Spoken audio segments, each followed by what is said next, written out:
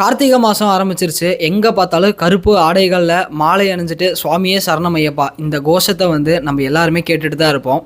ஆமாங்க, இன்றைக்கி நம்ம பார்க்க போகிற வீடியோ வந்து நிறைய பேர் வந்து ரொம்ப ஆவலாக கேட்ட ஐயப்பன் பற்றின வீடியோவும், மாலை போடுறவங்க எப்படி இருக்கணும், அந்த விரத முறைகள் எப்படி இருக்கணும், ஐயப்பனோட அருளை முழுமையாக நம்ம எப்படி பெறலாம் அப்படிங்கிறதுக்கான ஒரு கம்ப்ளீட்டான கைடாக இந்த வீடியோ வந்து அமையும். ஸோ இதை வந்து நீங்கள் மாலை போட்டிருந்தாலும் சரி, மாலை போடலனாலும் சரி, நிறைய விஷயங்கள், நிறைய தகவல்கள் இந்த வீடியோக்குள்ளே இருக்கும். ஸோ பொறுமையாக டைம் எடுத்து பாருங்கள். வாங்க நம்ம வந்து ஒரு விஷயமா வந்து இப்போ பார்க்க ஆரம்பிக்கலாம்.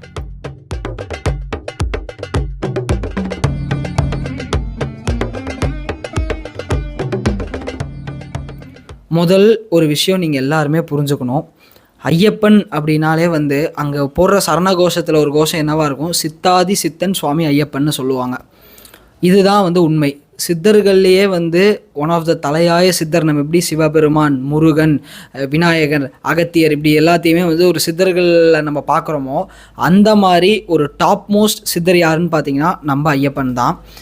ஏன் அப்படின்னு வந்து கேட்டிங்கன்னா, அவர் கொடுக்குற அந்த விரத முறைகளும், அவரை வந்து பார்க்க வரக்காக அவங்க கொடுத்துருக்கிற அந்த ஒரு முறைகள், அந்த பூஜை, 48 நாள் விரத முறை, இந்த எல்லா விஷயங்களுமே வந்து பார்த்திங்கன்னா முழுக்க முழுக்க ஒரு மனிதன் துறவு நிலைக்குள்ளே போனால், ஒரு ஆன்மீகம் வேணும்னு போனால் என்ன அவன் அனுபவிப்பானோ அதை அப்படியே 48 நாள் கண்ணு முன்னாடி கொண்டு வந்து நிறுத்துவார். அதுதான் வந்து அவரோட ஒரு முக்கியமான ஒரு ஸ்பெஷாலிட்டி.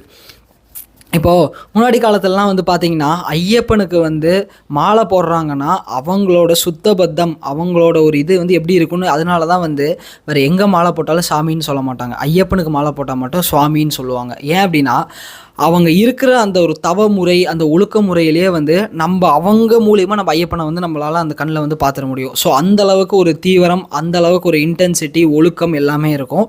இது அந்த காலத்தில். இப்போ அப்படியே இருக்காங்க, கொஞ்சம் யோசிச்சு பாருங்களேன்.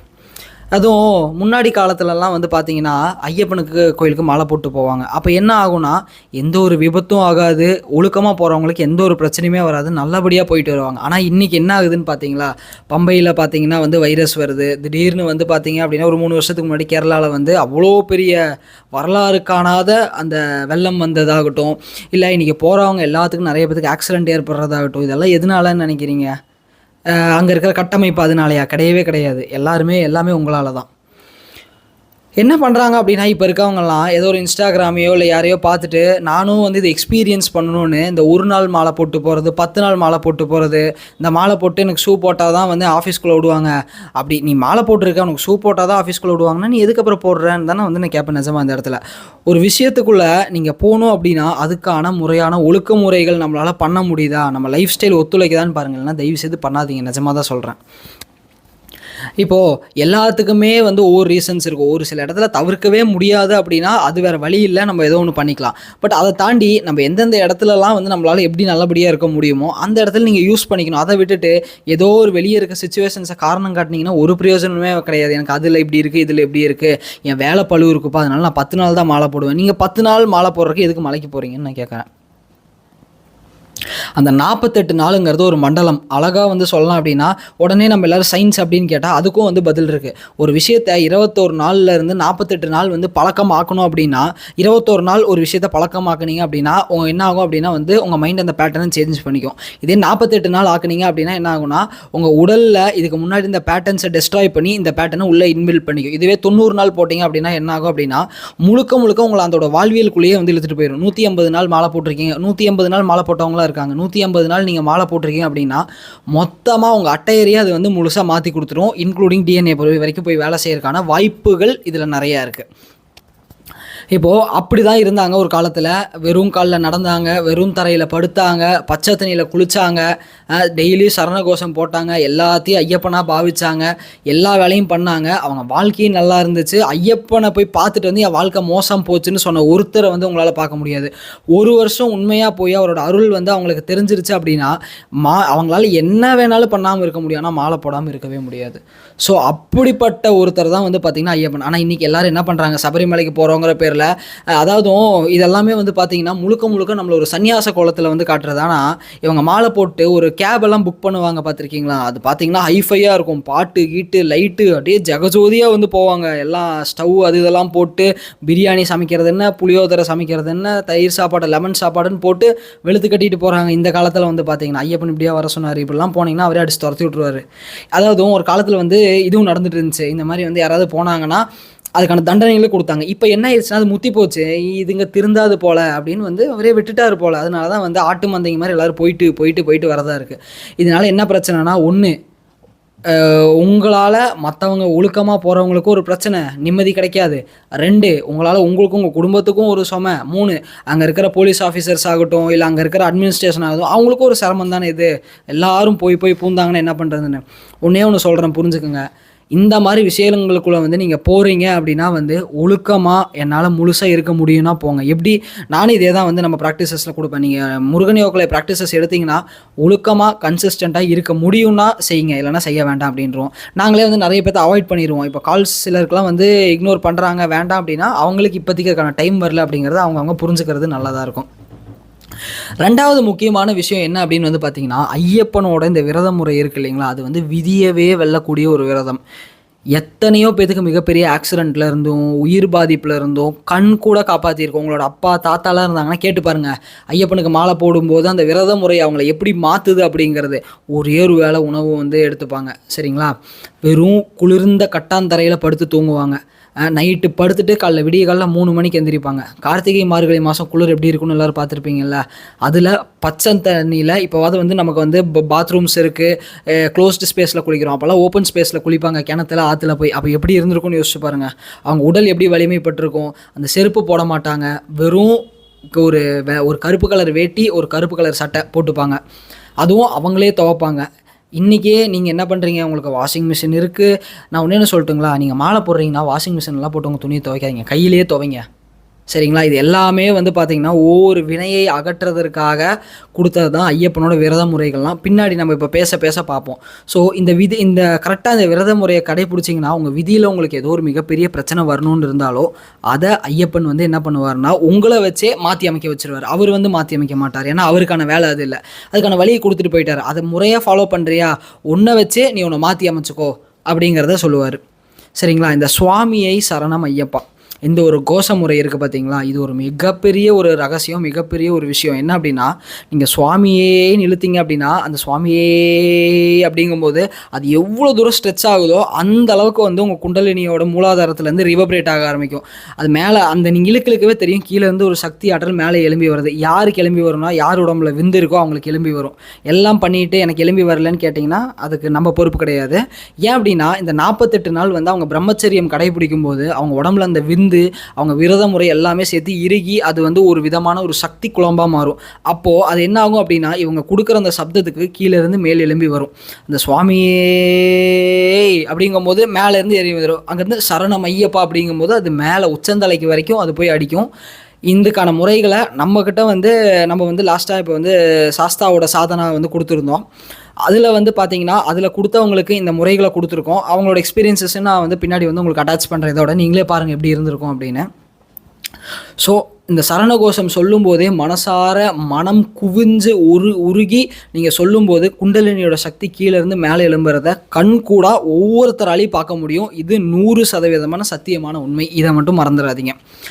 இப்போது இதுக்கு அடுத்து வந்து பார்த்தீங்க அப்படின்னா முக்கியமான ஒரு விஷயம் என்ன அப்படின்னா வந்து என்ன கலர் ஆடை அணிகிறோம் ஐயப்பனுக்கு மட்டும். அதாவது இருக்கிறதுலே ரொம்ப ரொம்ப வியர்டான கலர் ஆன்மீகத்தை பொறுத்த வரைக்கும், விசித்திரமான கலர், எல்லாருமே தொட பயப்படுற ஒரு கலர் என்னன்னு வந்து பார்த்திங்கன்னா கருப்பு கருநீலம். ஏன்னா நானும் அந்த ஆடைகள் மட்டும்தான் அணிவேன். நம்ம கிளாஸஸ்க்காகட்டும் எப்போவுமே பார்த்திங்கன்னா பிளாக் மட்டும்தான் நானும் யூஸ் பண்ணுவேன். ஏன்னா இந்த வெண்மைக்கு ஒரு தன்மை இருக்குது, இந்த காவிக்கு ஒரு தன்மை இருக்குன்னா இது எல்லாத்தையும் தாண்டின ஒரு தன்மை இந்த கருப்பு கலருக்கு இருக்குது. அதாவது இந்த கருப்போட அர்த்தம் என்னன்னு நல்லா எல்லாருமே புரிஞ்சுக்கோங்க. எல்லாராலையும் கருப்பு அப்படிங்கிற விஷயத்துக்குள்ளே போயிட முடியாது, இதுதான் வந்து உண்மை. 2வது விஷயம் என்ன அப்படின்னா, அந்த கருப்பு நிறத்தில் ஒருத்தன் கை வைக்கிறான் அப்படின்னா கர்ம வினையை வந்து அவன் வந்து கையாள ஆரம்பிச்சிட்டான், கர்ம வினை கூட அவனால் கையாள முடியும் அப்படிங்கிற ரகசியத்தை காட்டுறது தான் கருப்பு. ஏன்னா நம்மளால் போய் கருப்பை தேர்ந்தெடுக்க முடியாது, அந்த கருப்பு கலர் நம்மளை தேர்ந்தெடுக்கும். இதுதான் வந்து ஆக்சுவலி இந்த இடத்துல உண்மையான ஒரு விஷயம். அதுதான் வந்து ஐயப்பனோட விரத முறையிலேயே இருக்கும். என்ன நடக்கும் அப்படின்னு வந்து பார்த்திங்கன்னா, கர்ம வினையவே வந்து அவங்க ஹேண்டில் பண்ண ஆரம்பிப்பாங்க. நான் பின்னாடி அதெல்லாம் சொல்கிறேன் என்ன டீட்டெயிலான்ட்டு. அதனால தான் கருப்பு கலர் கொடுக்குறது. ரெண்டாவது, நம்ம நவகிரகங்களே பயப்படுறது 3 பேருக்காக தான் இருக்கும். ராகு, கேது, சனி. சரிங்களா? இந்த 3 பேர்த்தோட எஃபெக்டையும் ஒரே ஒருத்தர் மேனேஜ் பண்ணுறாருன்னா அது ஐயப்பனோட அந்த விரத முறையாக தான் இருக்கும். நல்லா எப்படின்னு யோசிச்சு பாருங்களேன். முதல்ல ராகுன்னு என்ன, அளவுக்கு மீறின அப்சஷன், அளவுக்கு மீறின ஒரு ஆசை, ஆடம்பரம், பிரம்மாண்டம். அதாவதும் பிரம்மாண்டம்னா வந்து நம்ம நினச்சி பார்க்க முடியாத அளவுக்கு பிரம்மாண்டம். ஃபார் எக்ஸாம்பிள், கஷ்டப்பட்டு வேலை செஞ்சுட்டு இருக்காமல் எனக்கு லாட்ரி சீட் விழுந்துருச்சுன்னா நல்லா தான் இருக்கும் அப்படிங்கிறது.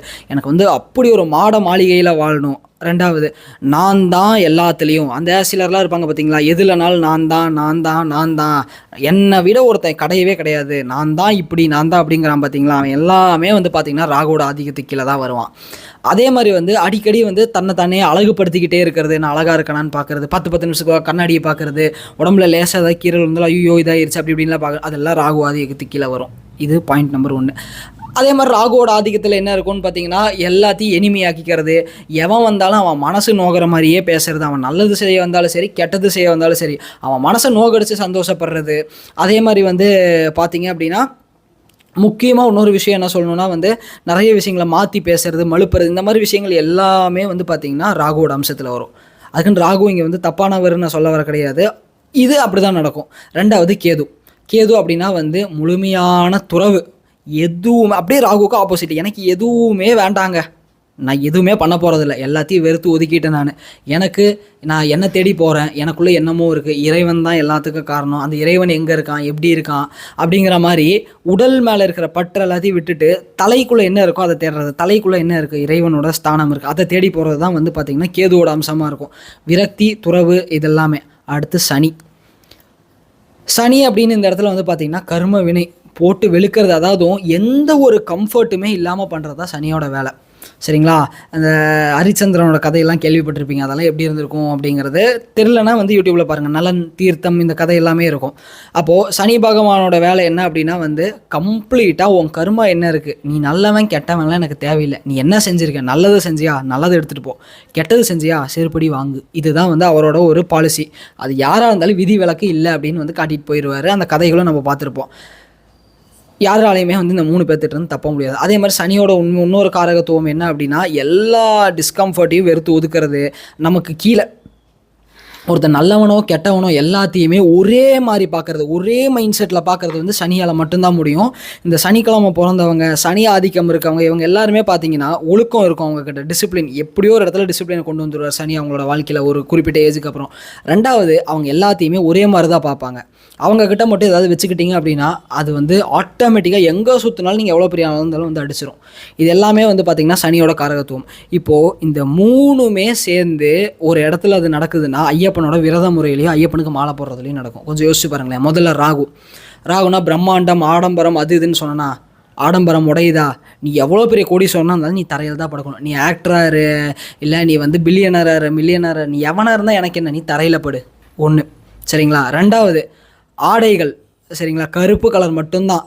அந்த கலரில் எல்லா கலரும் உள்ளே இருக்குது, ஆனால் வெறும் கருப்பு மட்டும்தான். அதில் வந்து வெள்ளை கூட பார்க்குறக்கு ஒரு விதமாக அழகாக தெரியும் அப்படி இப்படின்னு சொல்லுவாங்க. கருப்பு எதுவுமே காட்டாது, வெறும் கருமையாக காட்டும். 3, அணிகலன்கள் எதுவுமே இல்லை, வெறும் மாலை மட்டும்தான் உன் கழுத்தில். சரிங்களா? 3.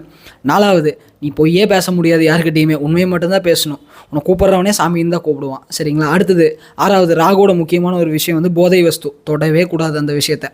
அடுத்து 7வது இன்னொரு விஷயம் என்னன்னு வந்து பார்த்தீங்கன்னா, முழுக்க எல்லாத்தையுமே வந்து நம்மளாம் நிறைய பேர் இந்த ராகு ஆதிக்கம் இருக்கவங்க அவங்கள விட கீழே இருக்கவங்கள மட்டமாக பார்ப்பாங்க எல்லாருமே. என்னடா இவன்லாம் ஒரு ஆளானு.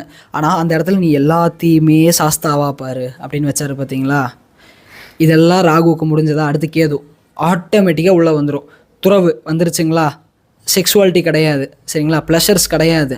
அதே மாதிரி வந்து இறைவனை தேடு, இறைவனை மட்டுமே கேது வந்துட்டாரா. அடுத்து சனி, கர்ம வினையை ஹேண்டில் பண்ணுறதுக்கான அந்த முறைகள், இதை நம்ம இப்போ பின்னாடி பேசுவேன்னு சொல்லியிருக்கேன். ஐயப்பனோட பூஜை முறையில் வந்து 8 விஷயங்கள் இருக்குது. அது என்னங்கிறத நம்ம பார்ப்போம். இன்றைக்கி எத்தனை பேர் இதை கடைப்பிடிக்கிறீங்க அப்படிங்கிறத வந்து பார்க்கலாம். சரிங்களா? நான் பின்னாடி சொல்கிறேன், இன்னொரு 5 மினிட்ஸில் நம்ம அதை பற்றி பேசுவோம். இப்போது அதே மாதிரி வந்து பார்த்தீங்கன்னா கர்ம வினையை ஹேண்டில் பண்ணுறதுல இப்போ எப்படி வந்து ஹரிச்சந்திரனை போட்டு பொலன்னு பொழந்தாரோ சனி பகவான், அதே மாதிரி வந்து என்ன ஆகுனா ஐயப்பனோட விரத முறையில் நீங்களே உங்களை வந்து என்ன பண்ணிப்பீங்க அப்படின்னா வந்து கொடுமைப்படுத்திப்பீங்க. இப்போ இந்த 3 பேர்த்தோடதுமே வந்துருச்சா, இவங்க 3 பேரும் ஒருத்தரோட ஜாதகத்தில் சரியாக இருந்துட்டா அவனுக்கு எதுவுமே தேவை கிடையாது, முடிஞ்சு போச்சு எல்லாமே. நம்ம நினைக்கலாம் சுக்கிரன் அது இது எல்லாருமே தேவை தான். பட் இந்த மெயின் 3 தலைங்க கரெக்டாகிடுச்சு அப்படின்னா உங்களுக்கு எது மேலேயுமே பற்று வராது. எது மேலேயுமே பற்று வரல, உங்கள் மனம் ஆஃப் ஆயிடுச்சுன்னா 9 நவகிரகமும் என்ன பண்ணால் ஞாயிறு திங்கள் செவ்வாய் புதன் வியாழன் வெள்ளி சனி பாம்பு 2 உடனே ஆசரு நல்ல நல்ல அவை நல்ல நல்ல அடியார் அவருக்கு மிகவே அப்படிங்கிற மாதிரி கோளாறு பதிகத்தில் சொல்லுவாங்க. அதே மாதிரி நீங்கள் என்ன ஆயிடுவீங்க அப்படின்னா மனம் அடங்கிருச்சுன்னா நீங்கள் ஒரு அடியார் ஆயிடுவீங்க. அடியார் ஆகிட்டிங்கன்னா 9 கோளும் உங்களுக்கு வந்து நல்லது மட்டும்தான் செய்யும். இது சத்தியமான வார்த்தை, சத்தியமான உண்மை, இதுதான் உண்மையான சத்தியம். சரிங்களா?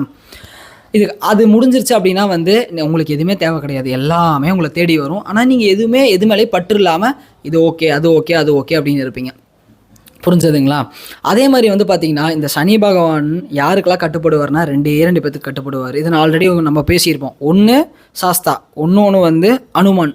அனுமான் என்ன சொல்லுவோம்? வாயுவின் புத்திரன். வாயுன்னா என்ன? வாசி. அவ்வளோதான், முடிஞ்சு போச்சு. சாஸ்தா யார்? சித்தாதி சித்தன் யோக விஞ்ஞானம் இருக்கு இல்லையா, அதோட ஒரு மிகப்பெரிய ஒரு மறைபொருள் சாஸ்தா. இந்த விஷயம் எத்தனை பேத்துக்கு தெரியுங்கிறது எனக்கு தெரியல. பட் நீங்கள் ஒரு ஆன்மீகத்தில் ஒரு சில பாதைகளை கடந்து போகணும்னா சாஸ்தா குருவாக வந்து உட்காருவார் உங்களுக்கு. அவர் வந்து உட்கார்றது ஹையஸ்ட் ஸ்டேஜ். இந்த 18 படியை தாண்டி போய் அவர் எப்படி மேலே உட்காந்துருக்காருன்னு நமக்கு ஒரு ஓமை காட்டுறாங்களோ அதே மாதிரி ஒரு சில நிலைகளை தாண்டி போகும்போது அங்கே அவர் வந்து உங்களுக்கு சொல்லிக் கொடுப்பாரு. தத்துவ மசி அப்படிம்பார். தத்துவ மசினா என்ன? நீ தான் எல்லாமே, நீ தான் கடவுள், நீ தான் இறைவன், நீ தான் எல்லாமேங்கிறத அங்கே காட்டுவார். சரிங்களா? ஐயப்பனை பொறுத்த வரைக்கும் ஒரு அழகான ஒரு விஷயம் என்ன இருக்குன்னா, அதாவது ஒன்று சொல்லுவாங்க, நான் வந்து கேள்விப்பட்டிருக்கேன் சின்ன வயசில். ஐயப்பனை பார்க்க போகிறதுக்கு மட்டும் நம்ம போய் அவரை வந்து பார்க்க முடியாது, அவர் வர வைப்பார், அவர் வந்து அவரோட குழந்தைங்களை பார்ப்பார் வர வச்சு அப்படின்னு சொல்லுவாங்க. அது என்னவோ உண்மை தான். நீங்கள் அந்த நிலைக்கு தன்மைக்கு தயாராகிறீங்க அப்படின்னா நிஜமாக வருவார் அவர் உங்ககிட்ட. உங்களை பார்க்குறக்கு உங்களை இழுத்துட்டு போவார். வா என்னை பாரு, அந்த 18 படிகளை தாண்டி என்னை வந்து பார்ப்ப அப்படிம்பாரு. ஸோ இப்படியெல்லாம் நிறைய விஷயங்கள் வந்து ஐயப்பனோட இந்த விரத முறைக்குள்ளே இருக்குது. அடுத்தது வந்து பார்த்தீங்க அப்படின்னா இந்த சனி விஷயங்களை பற்றி அகத்தியரும் நிறைய பேசியிருப்பார். கர்மகாரகன் என்ன ஏது அப்படிங்கிறது எல்லாமே. ஏன்னா சனியோட முக்கியமான வேலை என்னென்னா நம்ம உடம்புல இருக்க மோட்டார் பார்ட்ஸை வந்து கண்ட்ரோல் பண்ணுறதுங்க. அதாவது மோட்டார் பார்ட்ஸ்னால் இந்த கை கால், இந்த சனி தசை வந்தால் சனி புத்தி வந்தாலே காலில் தான் கரெக்டாக அடிபடும். எல்லாத்துக்குமே கவனித்து பார்த்துருக்கீங்களா? ஏன் அப்படிங்கிறத நீங்களே யோசிச்சு பாருங்கள், கமெண்ட்ஸில் சொல்லுங்கள். ஏன்னா இதுக்கு முன்னாடி நான் பேசியிருக்கேன், எத்தனை பேத்துக்கு ஞாபகம் இருக்குன்னு பார்ப்போம். இப்போது அடுத்தது வந்து பார்த்தீங்கன்னா இருக்கிறதுலே ரொம்ப ரொம்ப ரொம்ப ரொம்ப கடினமான விரத முறை யாரோடதுன்னா ஐயப்பனோடது தான். இது வந்து எதுக்கு ஈக்குவல் அப்படின்னா ஒரு கடினமான கிரியா யோகம் செய்யறதுக்கு ஈக்குவலான ஒரு விஷயம் தான் வந்து ஐயப்பனோட விரத முறை. நிஜமாலுமே அது ஒரு கிரியா யோகா தான் உண்மையாக சொல்ல போனோன்னா. ஸோ இதை நீங்கள் பண்ண என்ன ஆகுனா உங்கள் உடல் மனம் ஆன்மா உயிர் எல்லாமே பலப்பட ஆரம்பிச்சிடும். ஒன்றுமே தேவையில்லை. இதை நீங்கள் கரெக்டாக பண்ணிட்டீங்க அப்படின்னா ஆட்டோமேட்டிக்காக ஆரம்பிச்சிடும்.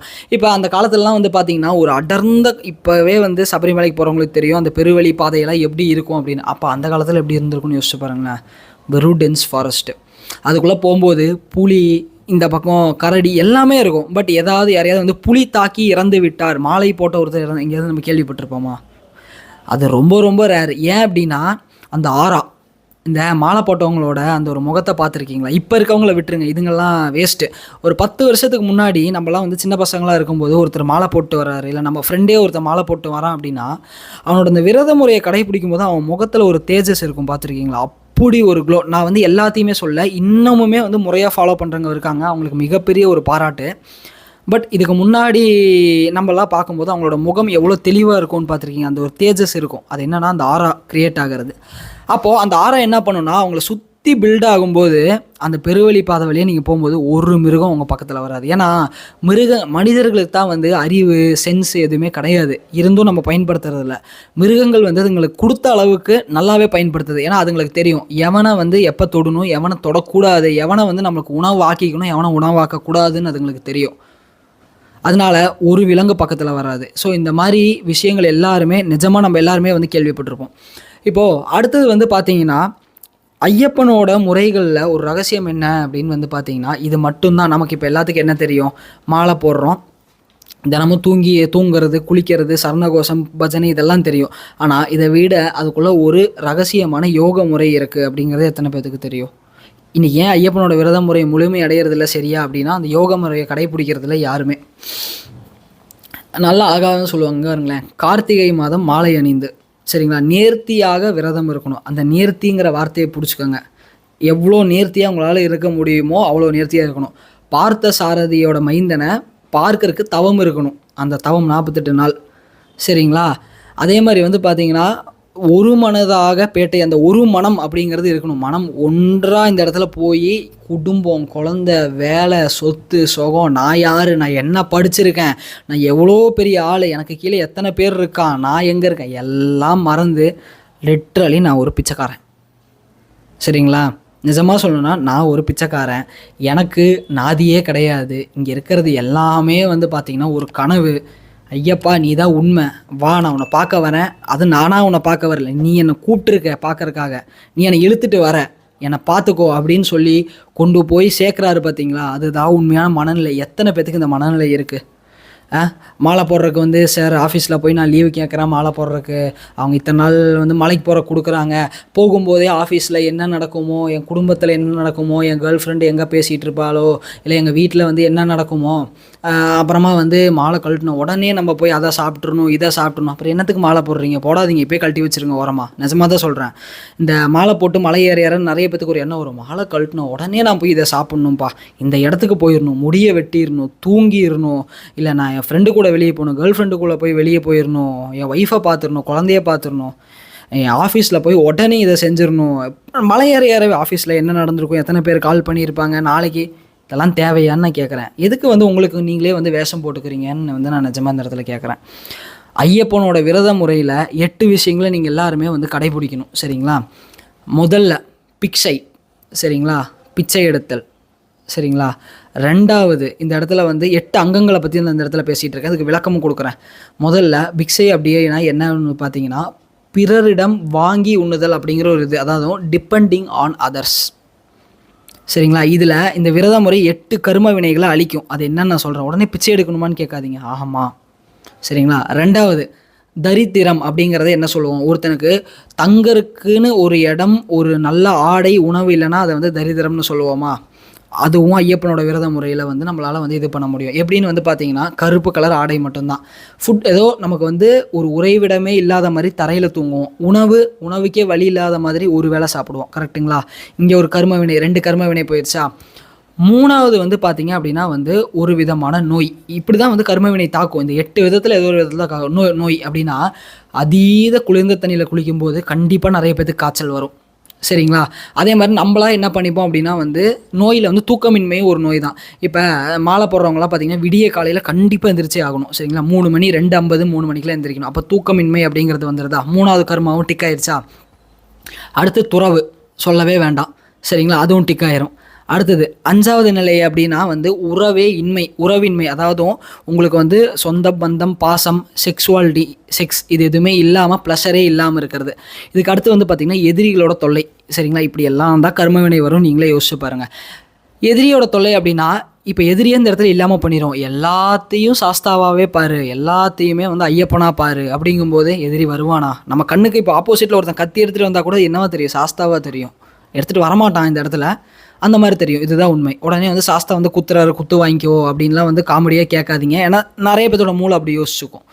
அடுத்தது வந்து பார்த்தீங்க அப்படின்னா வந்து ஒரு அடிமைத்தனம். ஏதோ ஒரு இடத்துல வந்து கர்மவினையில் அடிமையாகிறானா. இப்போ நீங்கள் என்ன ஆவீங்க, உங்களோட உடம்பையும் மனதையும் நீங்கள் அடிமைத்தனம் படுத்துவீங்க. கரெக்டாக, இங்கே டிக் ஆயிடுச்சா.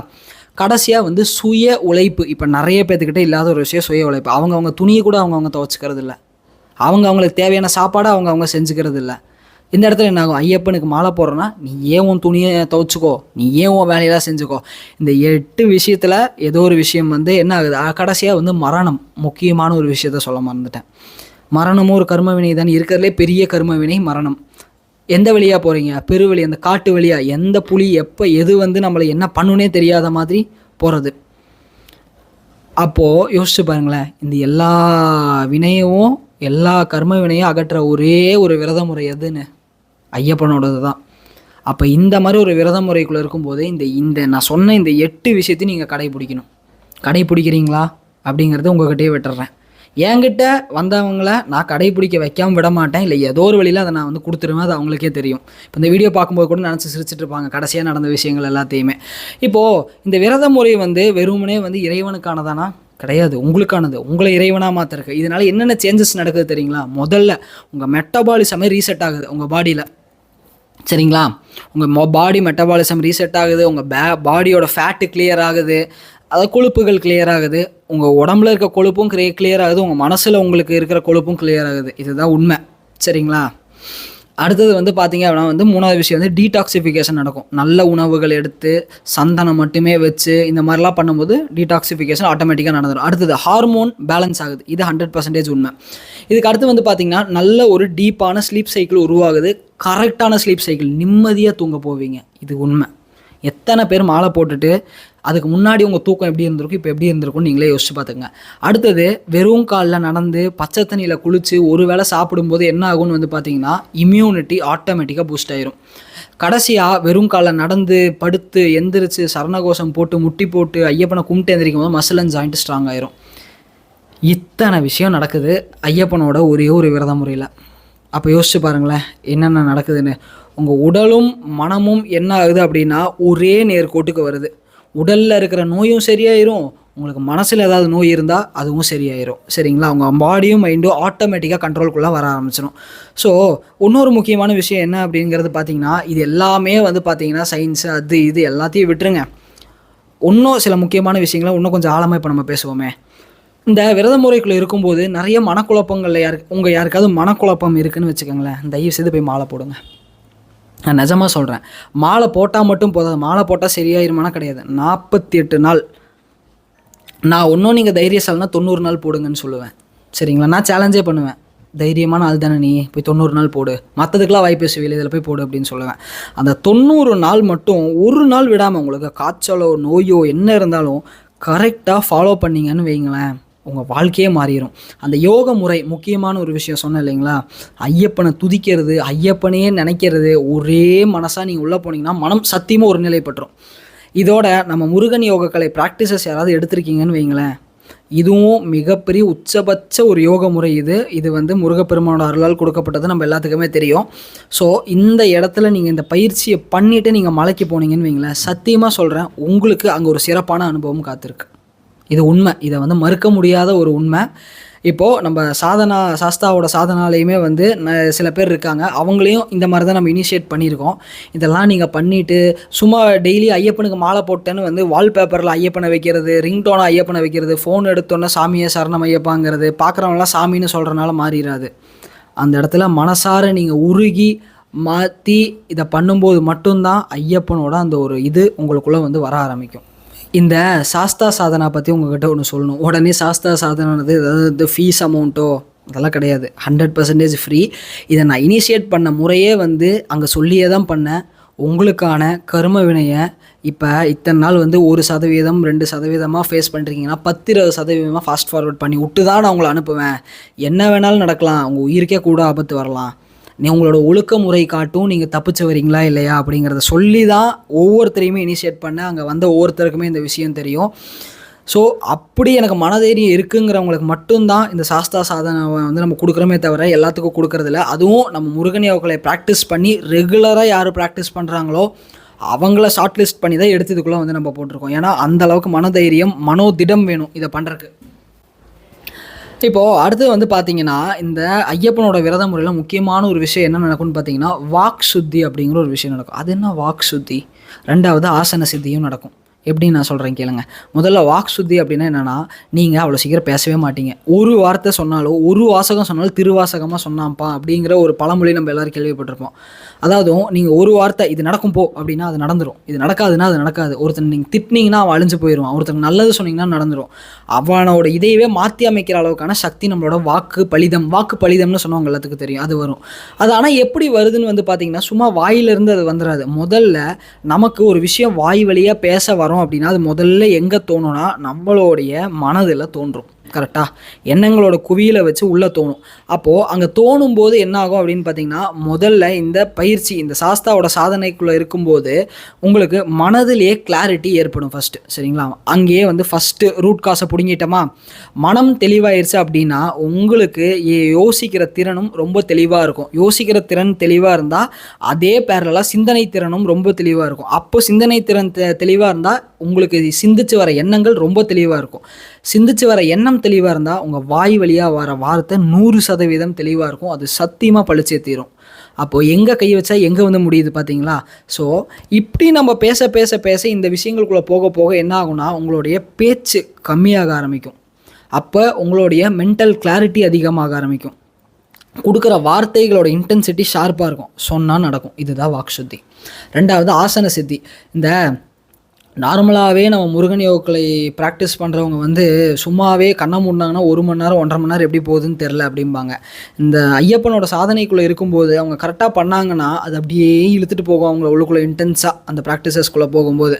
அப்படி போக போக போக என்ன ஆகுனா ஒரே ஆசனத்தில் உட்காந்து நீங்கள் ஒரு 2.5 மணி நேரத்தை தாண்டிட்டீங்க எந்த ஒரு அசைவலாம்னா ஆசனம் வந்து சித்தியாயிரும். அந்த ஆசனம் இப்போ நான் என்னோட கிளாஸஸ்லலாம் நீங்கள் பார்த்துருப்பீங்க. நான் வந்து கால் எடுத்து இப்படி போட்டு உட்காந்தேன் அப்படின்னா ஒரு 2 மணி நேரம் 3 மணி நேரம் இல்லாமல் அந்த காலை இறக்கவே மாட்டேன். அவங்க எல்லாத்துக்குமே வந்து பார்க்குறவங்க எல்லாத்துக்குமே தெரிஞ்சிருக்கும் நம்ம கிளாஸஸில். நம்ம டைரக்ட் கிளாஸஸ் வந்தவங்களுக்கு நான் சொல்கிறேன். ஆன்லைன் கிளாஸஸில் வந்து உங்களால் அதை பார்க்க முடியாது. இப்போ அப்படி போட்டு உட்காந்தேன் அப்படின்னா அது முடிக்கிற வரைக்கும் என் கால் வந்து கீழே இறங்காத, ஆட்ட மாட்டேன், அசைய மாட்டேன், இப்படிலாம் அடைய மாட்டேன், அப்படியே உட்காந்துருப்பேன். அது காரணம் என்ன? ஆசன சித்தி தான். ஸோ அது எல்லாராலையும் பண்ண முடியும். இதுக்குள்ளே இருக்கவங்க ட்ரை பண்ணி பாருங்கள். ஒரு 2.5 மணி நேரத்துலேருந்து 3 மணி நேரம் வரைக்கும் அப்படியே உட்காரணும். எந்த ஒரு பிரச்சனையும் இல்லாமல் உங்கள் உடல் அப்படியே சுகமாக உட்காந்துருக்கணும். கால் அப்படியே திருகிற மாதிரி இருக்கும், கால் உடஞ்சி விழுகிற மாதிரி இருக்கும், கால் செயல்படாமல் போகிற மாதிரி இருக்கும். முடிக்கும் போது எல்லாமே திரும்பி வந்துடும். அந்த காலுக்கான பலம் அவ்வளோ வந்து கிடைக்க ஆரம்பிக்கும். ஓகே, ஃபைனலாக கடைசியாக ஒரு 2 விஷயம் உங்கள்கிட்ட நான் சொல்லணும்னு நினைக்கிறேன். 1, நீங்கள் வந்து ஐயப்பனுக்கு மாலை போடுறீங்களா, ஃபோனை தூக்கி வீசிடுங்க தயவுசெய்து.